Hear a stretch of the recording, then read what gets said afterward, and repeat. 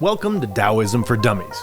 No, it's not Taoism for tummies, and that's only the first of many utterly confusing things about what I consider to be one of, if not the greatest philosophies in the world.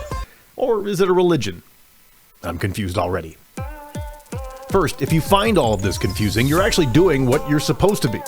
Literally, the opening line of the Tao Te Ching, which is spelled with a T but is pronounced with a D by many, quite confusing, is the Tao, or Tao, or whatever you want to call it, that can be uttered is not the eternal Tao. The name that can be named is not the eternal name. So literally, if you understand all of what I'm about to say, you actually don't understand. Understand? Secondly, it's way too much to get into, but basically due to a bunch of cultural crossed wires between Chinese and Western cultures, most people spell Taoism with a T, but most people pronounce it with a D. The Tao basically translates into the way. The way is basically the way of the universe, yet the Tao came before the universe. In fact, in one passage of the Tao Te Ching, it says that the Tao is older than God. And considering estimates that our known universe is over 13 billion years old, that's like Keith Richards old. The Tao Te Ching is the principal text of Taoism, and it's said to have been written by Lao Tzu.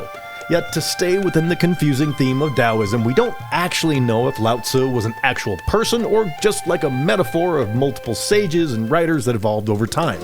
In a nutshell, Taoism asserts that the universe has an energy that, as Obi-Wan Kenobi put it, it's an energy field created by all living things. It surrounds us and penetrates us. It binds the galaxy together. It isn't really a god, though one school of Taoism has many gods, but we'll get into that.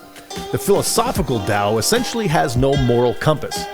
It's said, the Tao does not take sides. It gives birth to both good and evil. The Tao basically just is, yet if you try to confine it to is, you don't understand, and we're sent back to the opening line of this video. Let's add to the confusion by me explaining what I meant by two schools of Taoism.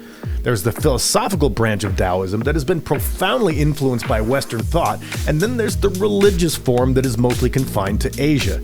They aren't really that similar, and that's yet another thing that's a little weird. Perhaps the most popular and still not simple icons of Taoism is the yin and yang, or some say yin and yang, and others yin yang, for whatever reason.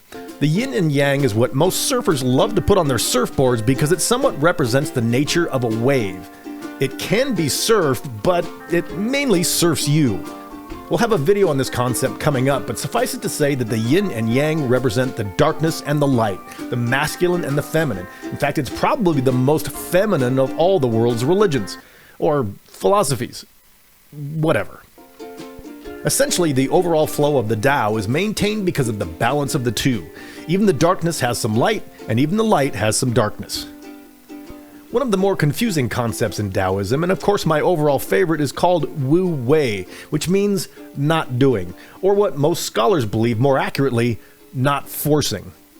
Wu means not, wei means doing, and Lao Tzu likes to say wei wu-wei, so doing, not doing, which means you're doing something that isn't doing. Still confused? Excellent.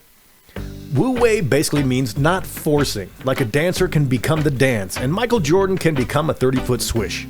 You basically tap into the flow state where you can perform actions without even thinking about it. You go with the flow. You do, not doing. Alright, now you're getting it. The sun rises and it sets. We don't have to do a thing and it still happens. The tide goes in and then it goes out. You can stand on the ocean's edge and try to resist the tide, but you're gonna lose. So Taoism tells us not to fight the flow of the river. It tells us to let go of clinging to the rocks and just let it take us where it will. Once we're in the flow of the river, we can alter our course a little bit within the flow, but eventually, no matter how hard you try, that river's gonna wind its way to a river or lake, no matter how much you try to get it to take you to Chick-fil-A. Okay, so let's check in.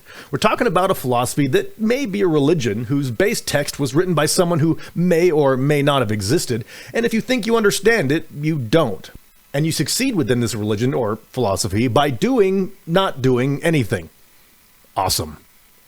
Are you feeling like a tummy yet? Good. Basically, Taoism is asking you to not fight the waves of life, but rather learn to surf. Okay, so those are the basics of Taoism. The way that can't be conceived of through words, which is fine because of that T and D and doing, not doing, pretty hard to grasp kind of stuff. yeah, it gets a little confusing. So just kick back, enjoy your confusion, and let's move on to more specific concepts of Taoism, which you will find in a video right here.